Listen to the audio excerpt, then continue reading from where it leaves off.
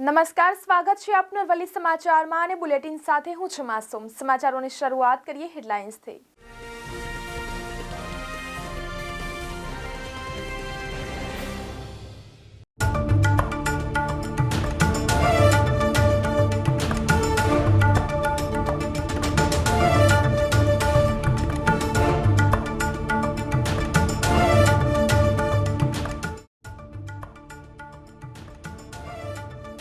હવે તાઇવાનના ગુલાબી જામફળે મચાવી છે હલચલ। ખેડૂતો જામફળની ખેતી કરીને સિઝનમાં મેળવી શકે છે બમ્પર આવક।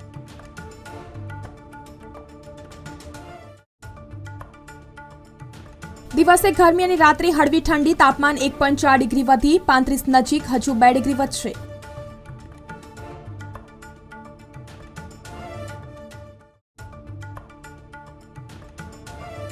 વિદ્યાર્થી જો ટ્રાફિકમાં અટવાશે તો પોલીસ પરીક્ષા કેન્દ્રમાં પહોંચાડશે। બોર્ડના વિદ્યાર્થીઓની સાથે પોલીસની પણ તૈયારી।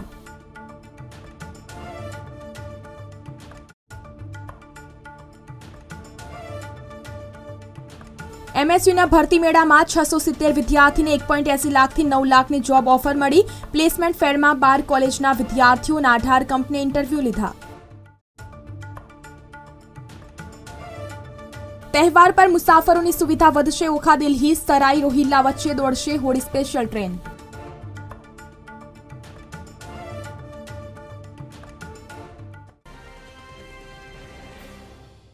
સમાચારોમાં વાત કરીએ તો શહેરમાં વેસ્ટર્ન ડિસ્ટર્બન્સની અસર ઓછી થતા ગરમીનો પારો વધીને 36.4 ડિગ્રી સેન્ટીગ્રેડે પહોંચી ગયો છે અને એક જ દિવસમાં બપોરના તાપમાનમાં 3.6 ડિગ્રી સેન્ટીગ્રેડનો વધારો થતા નગરજનોએ બપોરના સમયે ઉનાળાના આરંભની ગરમીનો અનુભવ કર્યો હતો। લઘુત્તમ ઉષ્ણ તાપમાન 17.8 ડિગ્રી સેન્ટીગ્રેડ નોંધાયું હતું। બીજી તરફ વાત કરીએ તો પશ્ચિમ રેલવે તંત્ર દ્વારા હોળીના તહેવાર દરમિયાન મુસાફરોની માંગને પહોંચી વળવા અને મુસાફરોની સુવિધા વધારવા માટે ઓખા દિલ્હી સરાઈ રોહિલ્લા વચ્ચે વિશેષ ભાડા પર સ્પેશિયલ ટ્રેન દોડાવવાનો નિર્ણય કરાયો છે। આ સ્પેશિયલ ટ્રેન માટેની ટિકિટોનું બુકિંગ સોમવારથી શરૂ થઈ જશે। તો પશ્ચિમ રેલવે તંત્ર દ્વારા ઓખા દિલ્હી સરાઈ રોહિલ્લા સ્પેશિયલ સુપરફાસ્ટ ટ્રેનની 2 ટ્રીપ્સ દોડાવવાના આયોજન કરાયું છે। વડોદરાની મહારાજા સયાજીરાવ યુનિવર્સિટીમાં આવેલ કોમર્સ ફેકલ્ટી ખાતે રાજ્ય શિક્ષણ વિભાગ દ્વારા પ્લેસમેન્ટ ફેર 2024નું આયોજન કરવામાં આવ્યું હતું।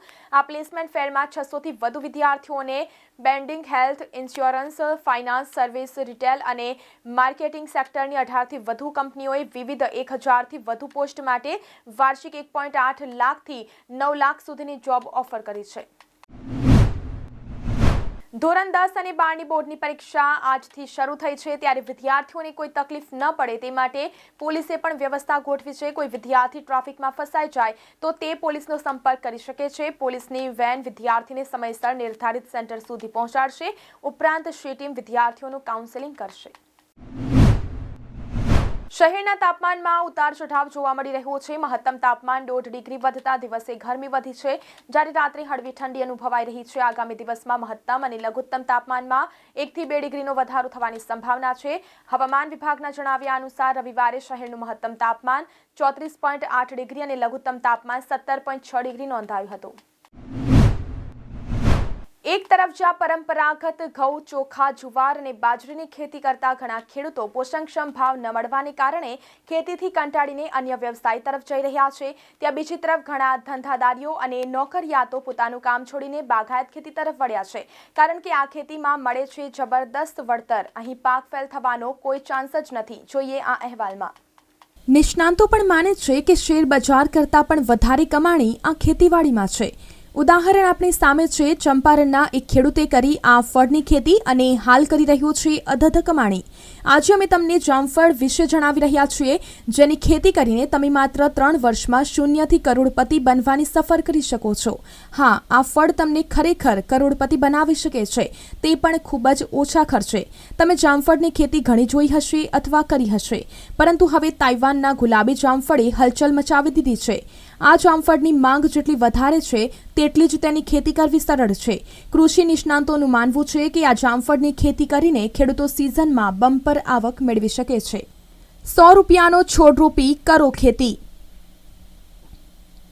1000 દિવસમાં કરોડપતિ બનવાની ગેરંટી। સારા લોકો પોતાના કામ ધંધા અને નોકરીઓ છોડી કરી રહ્યા છે ખેતી। હવે તાઇવાનના ગુલાબી જામફળે મચાવી છે હલચલ.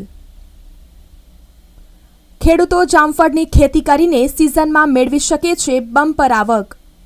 છોડના નિષ્ણાંત કહે છે કે તાઇવાની ગુલાબી જામફળ ખૂબ જ ખાસ પ્રજાતિ છે. તેને જામફળનો રાજા પણ કહેવામાં આવે છે.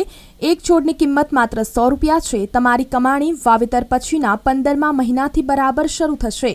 15મા મહિનામાં છોડ વૃક્ષમાં પરિવર્તિત થઈ ગયો છે. આવી સ્થિતિમાં તમે એક વર્ષમાં ઓછામાં ઓછા 25 કિલો જામફળ સરળતાથી મેળવી શકો છો. ખાસ વાત એ છે કે 3 વર્ષમાં એક ઝાડમાંથી ઓછામાં ઓછો 50 કિલો જામફળ મળશે, જેને તમે બજારમાં ₹70 થી ₹125 પ્રતિ કિલોના ભાવે વેચી શકો છો.